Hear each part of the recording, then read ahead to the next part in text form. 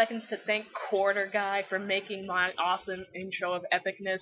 Dude, you are so amazing for making this for me. Thank you.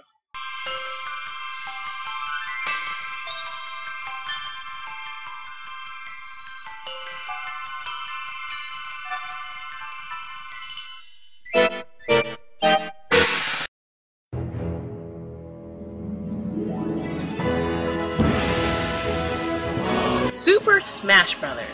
What can be said about this franchise? The appeal of seeing your favorite video game characters, as long as they're licensed by Nintendo, kick the ever-loving shit out of each other was such a simple selling device, but it worked immensely, to the point of spawning 2 very impressive sequels. As much as I love the chaotic strategic element of this platform fighter, can we call it that? Let's call it that. And I adore the characters that Nintendo puts into these games. With some glaring exceptions, the thing that really draws me in every time a new Smash Bros. Comes out are the stages.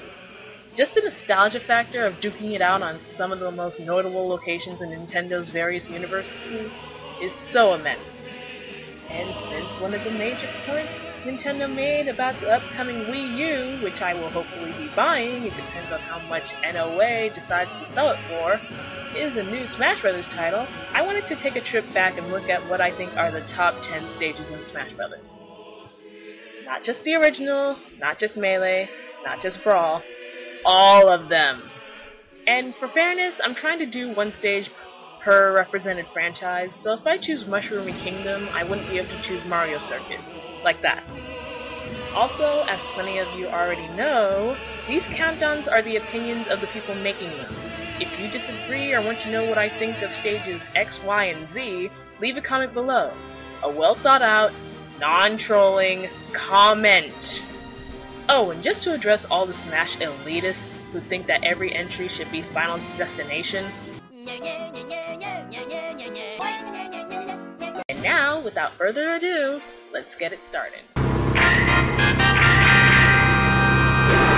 I am a very eccentric individual. The jokes I tell my friends would be better off in Victorian-era England, and I'll only watch anime if it's horror or satire. My eccentric state is probably why my eyes were drawn into the hand and bow stage when I first saw it. One thing to note about this stage is that, except for the opening orchestration, it doesn't have music. The electroplankton, the cute little buggers, are always jumping around, and sometimes they end up hitting their adorable little heads against the branches of the trees, which, if you hit them enough, change color until they burst into bloom.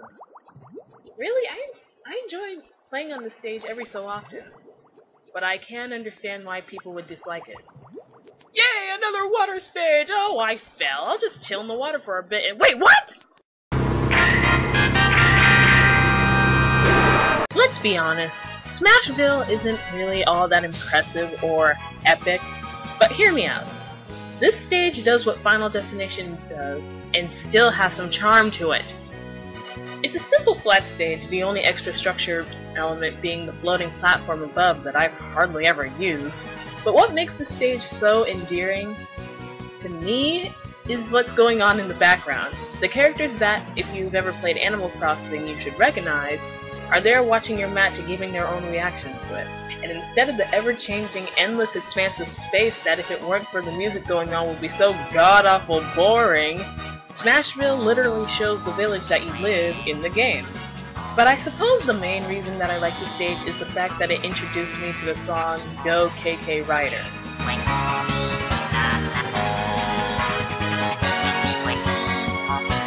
Sheer awesomeness.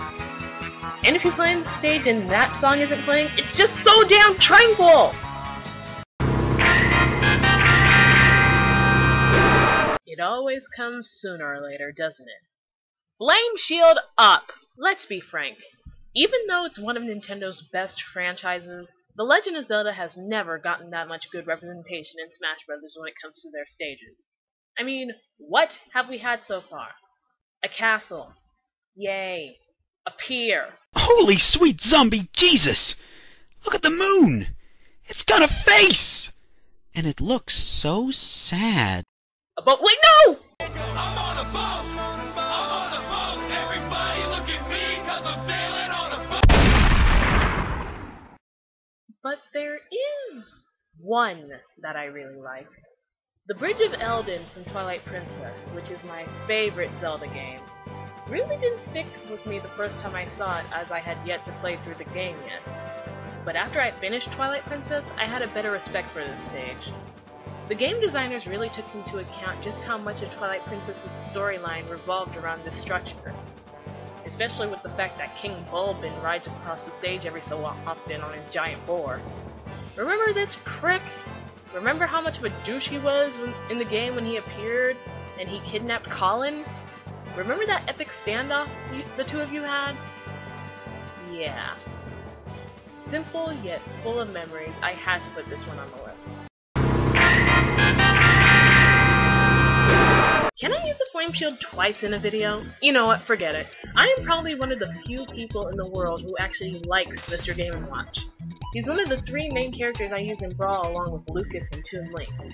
He just packs all this charm into a simple 2D package, and he's a freaking powerhouse if you know how to use him and work against his lightweight. Anyway, enough about me gushing over how much I like Mr. Game & Watch. The reason I bring him up is because of his stage. No, not Flat Zone 2 in Brawl. I think they added way too much in that stage.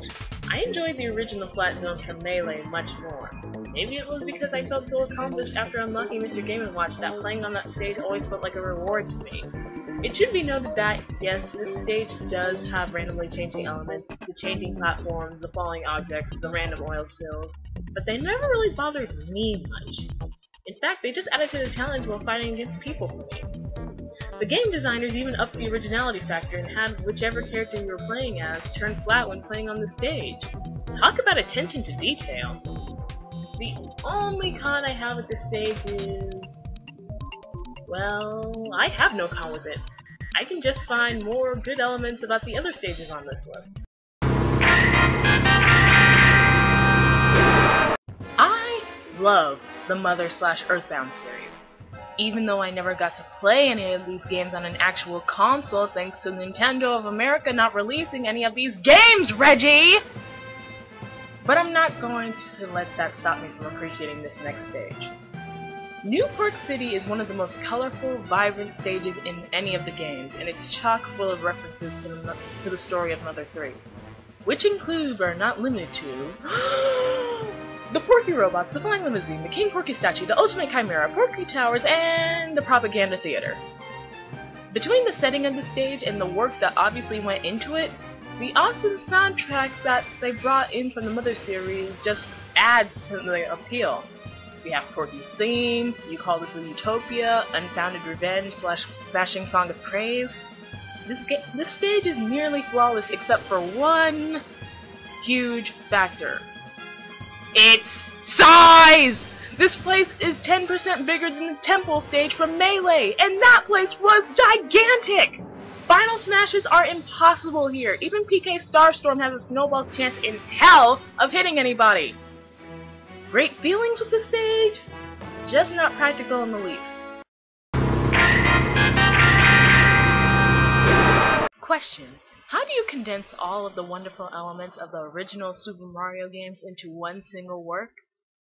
Well, if you can get something along the lines of the Mushroom Kingdom stage from the original Super Smash Bros., you're doing something right.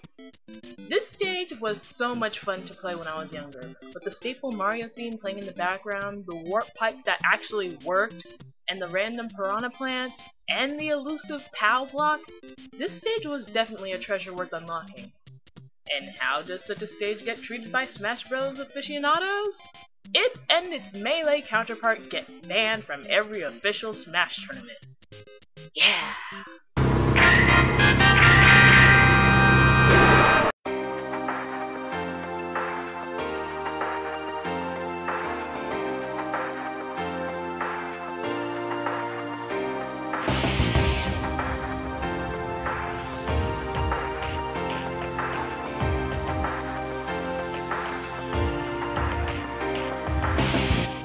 As soon as you heard the music for this stage, you knew that something was going to go down.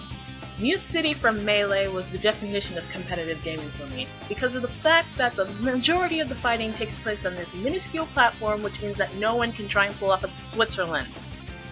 The high speed of the stage and the fact that the F-Zero vehicles, based on actual cars from the game, occasionally will speed through and run over anyone who isn't Peach, makes it a great stage to start off a mini tournament with, or just a few hours of play with you and your friends. I admit to spamming Peach's floating ability though.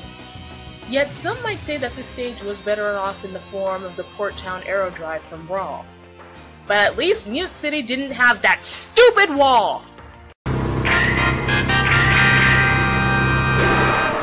At the time of making this countdown, I've only played 2 Metroid games. Metroid Prime and... But I do so love the idea behind the Brinstar Depth stage of Melee. First off, you're fighting on a giant meteor suspended in a cavern of magma. Second, the darkness of the landscape of the background. When I was younger and kind of an idiot, I really thought that this place was the video game equivalent of hell. Then there's the music. God, I love this arrangement of the Kraid Slayer theme. And then there's Kraid himself. I'm a brawler who actually likes a bit of chaos in my fights, so having to adjust my fighting skill whenever Kraid, who gave me a huge jolt when I first saw him, clawed the stage and rotated it was a good challenge. I just hated playing through the Cold Armor event match to unlock this thing. Fuck! Did I mention that I love chaos in my matches? Because Spear Pillar embodies the term. You're fighting on the highest point of the Sinnoh region and are basically a hop, skip, and a jump away from the heavens. Not only that, but the artwork and graphics of this place are visually stunning. The main playing point of Spear Pillar is, as anyone who has played either Pokemon Diamond, Pearl, or Platinum can tell you, is that the legendary Pokemon of this region will occasionally appear, and they all had different effects on the stage when they were out.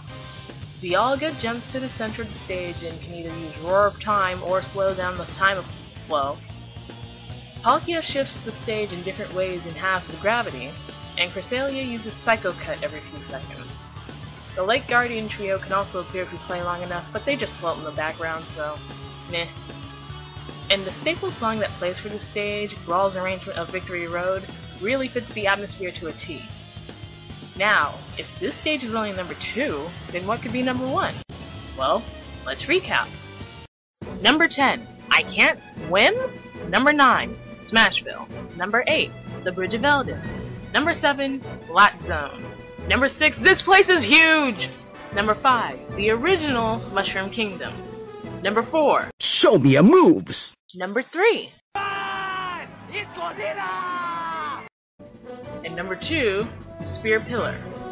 Oh, and allow me to give a few special mentions. Shadow Moses Island for introducing me to the song Calling to the Night, Congo Jungle from Melee, and the Frigid Orpheum. Chaos is a wonderful, wonderful thing. What happens when you combine the beauty of Spear Pillar with the tranquility of Smashville and give it an awesome soundtrack like Brinstar Depths?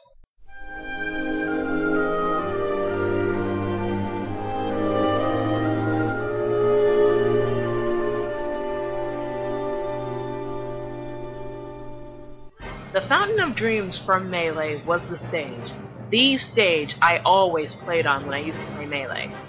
I don't know what it was, but this stage would always just draw me in more than the others. And I've never even finished a Kirby game! But actually, here are the elements as to why this place is so amazing. Let's start off with the appearance and elements of this stage.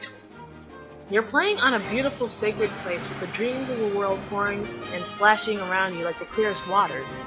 Various fantasy plants sprout up from being so close to it, giving a natural feel to the whimsical ornaments carved out of the multicolored ivory. Now the music. Need I say more? I actually like the Fountain of Dreams arrangement of Gourmet Race more than I do the Brawl version, which was good at first but quickly got old. Next, the size. It's the perfect arrangement of big and small for a good 4-person melee or a duel to the death. All of the memories I have when it comes to Smash Bros. Always begin with this stage. It's visually stunning, the music is incredible, and it isn't too tiny or too fucking big. It's perfect! It's amazing! Why did Green Greens get ported to Brawl instead of this? How can you choose crap over gold? Honestly! I'm Lupino9, and Nintendo, if that satellite of yours is hovering over North America right now, I'd really like Princess Daisy and Travis Touchdown in the next Smash Brothers. Okay, thanks, bye.